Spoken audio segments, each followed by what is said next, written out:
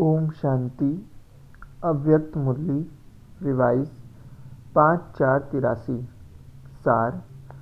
सर्व वरदान आपका जन्म सिद्ध अधिकार। बाप दादा बाप और बच्चों का मेला देख हर्षित हो रहे हैं। द्वापर से जो भी मेले विशेष रूप में होते हैं, कोई न कोई नदी के किनारे पर होते हैं, वह कोई देवी व देवता की मूर्ति के उपलक्ष्य में होते हैं। एक ही शिवरात्रि बाप की यादगार में मनाते हैं, लेकिन परिचय नहीं। द्वापर के मेले भक्तों और देवियों व देवताओं के होते हैं, लेकिन यह मेला महानदी और सागर के कंठे पर बाप और बच्चों का होता है। ऐसा मेला सारे कल्प में हो नहीं सकता। मधुबन में डबल मेला देखते हो, एक बाप और दादा महानदी और सागर का मेला देखते, साथ साथ बाप दादा और बच्चों का मेला देखते, तो मेला तो मना लिया ना। यह मेला वृद्धि को पाता ही रहेगा। एक तरफ सेवा करते हो कि वृद्धि को पाता रहे, तो वृद्धि को प्राप्त होना ही है और मेला भी मनाना ही है। बाप दादा आपस में रूढ़ियाँ कर रहे थे। ब्रह्मा बोले ब्राह्मणों की वृद्धि तो यज्ञ समाप्ति तक होनी है, लेकिन साकारी सृष्टि में साकारी रूप से मिलन मेला मनाने की विधि वृद्धि के साथ साथ परिवर्तन तो होगी ना। लोन ली हुई वस्तु और अपनी वस्तु में अंतर तो होता ही है। अपनी वस्तु को जैसे चाहें वैसे कार्य में लगाया जाता है, और लोन भी साकार शरीर अंतिम जन्म का शरीर है। लोन ली हुई पुरानी वस्तु को चलाने की विधि भी देखनी होगी ना। तो शिव बाप मुस्कुराते हुए बोले कि 3 संबंधों से 3 रीति की विधि वृद्धि प्रमाण परिवर्तन हो ही जाएगी। वह क्या होगा?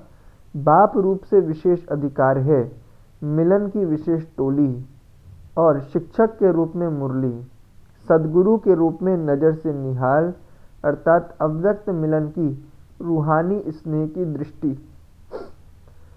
इसी विधि के प्रमाण वृद्धि को प्राप्त होने वाले बच्चों का स्वागत और मिलन मेला चलता रहेगा।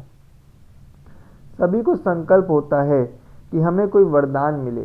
बाप दादा बोले जब है ही वरदाता के बच्चे, तो सर्व वरदान तो आपका जन्म सिद्ध अधिकार है। अभी तो क्या, लेकिन जन्मते ही वरदाता ने वरदान दे दिए। विधाता ने भाग्य की अविनाशी लकीर जन्म पत्री में नूंद दी। लौकिक में भी जन्म पत्री नाम संस्कार के पहले बना देते हैं। भाग्य विधाता बाप ने, वरदाता बाप ने, ब्रह्मा माँ ने जन्मते ही ब्रह्मा कुमार व कुमारी के नाम संस्कार के पहले सर्व वरदानों और अविनाशी भाग्य की लकीर स्वयं खींच ली, जन्म पत्री बना दी। तो सदा के वरदानी तो हो ही। स्मृति स्वरूप बच्चों को तो सदा सर्व वरदान प्राप्त ही हैं। प्राप्ति स्वरूप बच्चे हो। अप्राप्ति है क्या जो प्राप्ति करनी पड़े? तो ऐसी रूढ़ियाँ आज बाप दादा की चली। यह हॉल बनाया ही क्यों है? 3000-4000 ब्राह्मण आवें, मेला बढ़ता जाए, तो खूब वृद्धि को पाते रहो। मुरली बात करना नहीं है क्या? हाँ, नज़र पड़नी चाहिए। यह सब बातें तो पूर्ण हो ही जाएंगी। अभी तो आबू तक लाइन लगानी है ना, इतनी वृद्धि तो करनी है ना। वह समझते हो हम थोड़े ही अच्छे हैं। सेवादारी सदा स्वयं का त्याग कर दूसरे की सेवा में हर्षित होते हैं। माताएं तो सेवा की अनुभवी है ना, अपनी नींद भी त्याग करेंगी और बच्चे को गोदी के झूले में झुलाएंगी।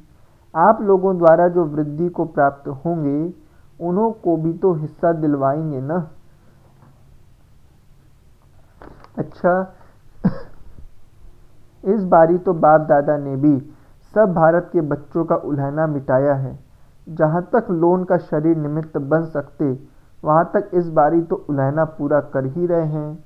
अच्छा, सब रूहानी स्नेह को, रूहानी मिलन का अनुभव करने वाले, जन्म से सर्व वरदानों से संपन्न, अविनाशी, श्रेष्ठ भाग्यवान, ऐसे सदा महात्यागी, त्याग द्वारा भाग्य पाने वाले, ऐसे पद्मा पदम भाग्यवान बच्चों को, चारों ओर के स्नेह के चात्रक बच्चों को बाप दादा का याद प्यार और नमस्ते।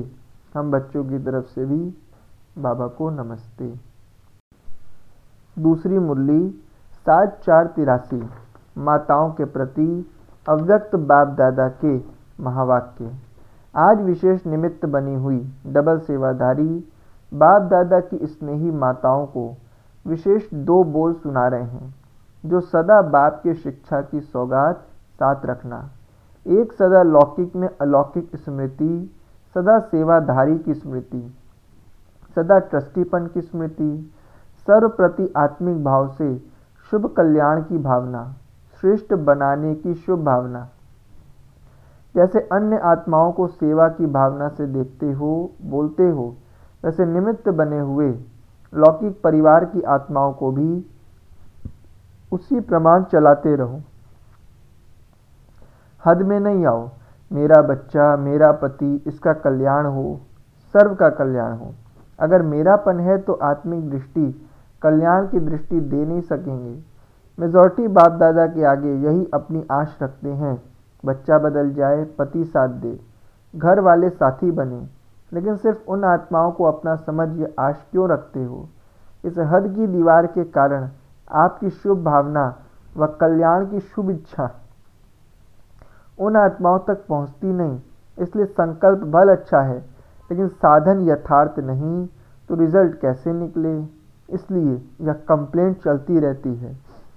तो सदा बेहद की आत्मिक दृष्टि, भाई भाई के संबंध की वृत्ति से किसी भी आत्मा के प्रति शुभ भावना रखने का फल जरूर प्राप्त होता है। इसलिए पुरुषार्थ से थको नहीं। बहुत मेहनत की है वह यह तो कभी बदलना ही नहीं है। ऐसे दृष्टिकस्त भी नहीं बनो। निश्चय बुद्धि हो, मेरेपन के संबंध से न्यारे हो, चलते चलो। कोई कोई आत्माओं का ईश्वरीय वर्षा लेने के लिए भक्ति का हिसाब चुकतू होने में थोड़ा समय लगता है। इसलिए धीरज धर, साक्षीपन की स्थिति में स्थित हो, निराश न हो। शांति और शक्ति का सहयोग आत्माओं को देते रहो। ऐसी स्थिति में स्थित रहकर लौकिक में अलौकिक भावना रखने वाले डबल सेवाधारी ट्रस्टी बच्चों का महत्व बहुत बड़ा है। अपने महत्व को जानो तो 2 बोल क्या याद रखेंगे?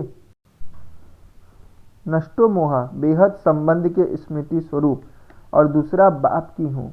बाप सदा साथी है, बाप के साथ सर्व संबंध निभाने हैं। यह तो याद पड़ सकेगा ना। बस यही 2 बातें विशेष याद रखना। हर एक यही समझे कि बाप दादा हर एक शक्ति व पांडव से यह पर्सनल बात कर रहे हैं। सभी सोचते हो ना कि मेरे लिए पर्सनल क्या है। सभा में होते भी बाप दादा सभी प्रवृत्ति वालों से विशेष पर्सनल बोल रहे हैं, पब्लिक में भी प्राइवेट बोल रहे हैं। समझा? एक एक बच्चे को 1-2 से ज़्यादा प्यार दे रहे हैं। इसलिए ही आते हो ना, प्यार मिले, सौगात मिले, इससे ही रिफ्रेश होते हो ना। प्यार के सागर हर एक स्नेही आत्मा को स्नेह की खान दे रहे हैं, जो कभी खत्म ही नहीं हो।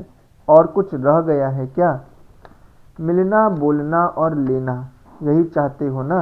अच्छा, ऐसे सर्व हद के संबंध से न्यारे, सदा प्रभु प्यार के पात्र, नष्टो मोहा, विश्व कल्याण के स्मृति स्वरूप, सदा निश्चय बुद्धि विजयी, हलचल से परे अचल रहने वाले ऐसे श्रेष्ठ आत्माओं के प्रति बाप दादा का याद प्यार और नमस्ते। हम बच्चों की तरफ से भी बाबा को नमस्ते। पार्टियों के साथ अलग अलग ग्रुप से मुलाकात। सदा अपने को बाप के साथी अनुभव करते हो। जिसका साथी सर्वशक्तिवान बाप है, उसको सदा ही सर्व प्राप्तियां हैं। उनके सामने कभी भी किसी प्रकार की माया नहीं आ सकती। माया को विदाई दे दी है, कभी माया की मेहमान नवाजी तो नहीं करते। जो माया को विदाई देने वाले हैं, उनको बाप दादा द्वारा हर कदम में बधाई मिलती है।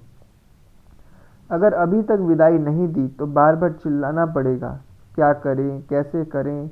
इसलिए सदा विदाई देने वाले और बधाई पाने वाले ऐसे खुशनसीब आत्मा हूँ। हर कदम बाप साथ है तो बधाई भी साथ है। सदा इसी स्मृति में रहो कि स्वयं भगवान हम आत्माओं को बधाई देते हैं। जो सोचा नहीं था वह पा लिया, बाप को पाया, सब कुछ पाया, सर्व प्राप्ति स्वरूप हो गए। सदा इसी भाग्य को याद करो। सभी एक बाप के स्नेह में समाये हुए रहते हो। जैसे सागर में समा जाते हैं, ऐसे बाप के स्नेह में सदा समाये हुए। जो सदा स्नेह में समाये रहते हैं उनको दुनिया की किसी भी बात की सुध-बुध नहीं रहती। स्नेह में समाये होने के कारण सब बातों से सहज ही परे हो जाते हैं, मेहनत नहीं करनी पड़ती।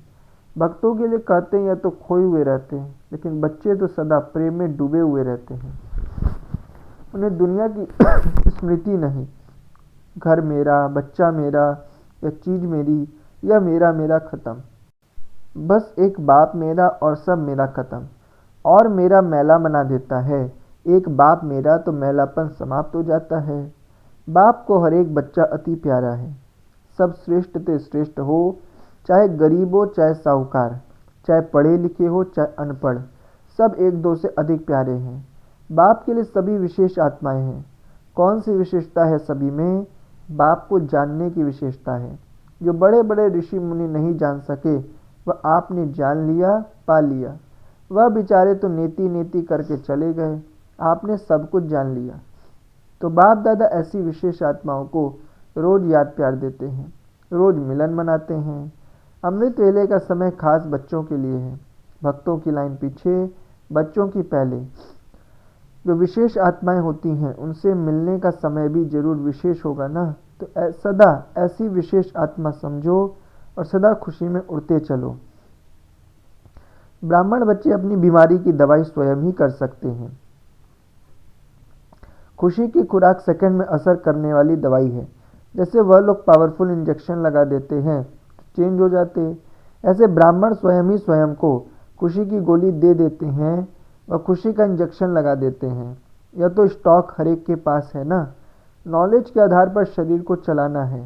नॉलेज की लाइट और माइट बहुत मदद देती है। कोई भी बीमारी आती है तो यह भी बुद्धि को रेस्ट देने का साधन है। सूक्ष्म वतन में अव्यक्त बाप दादा के साथ 2 दिन के निमंत्रण पर अष्टलीला खेलने के लिए पहुंच जाओ, फिर कोई डॉक्टर की भी जरूरत नहीं रहेगी। जैसे शुरू में संदेशियां जाती थीं, 1 या 2 दिन भी वतन में ही रहती थीं। ऐसे कुछ भी हो तो वतन में आ जाओ। बाप दादा वतन से सैर कराते रहेंगे, भक्तों के पास ले जाएंगे, लंदन अमेरिका घुमा देंगे, विश्व का चक्र लगवा देंगे। तो कोई भी बीमारी कभी आए तो समझो वतन का निमंत्रण आया है, बीमारी नहीं आई है। प्रश्न: सहज योगी जीवन की विशेषता क्या है? योगी जीवन अर्थात सदा सुखमय जीवन।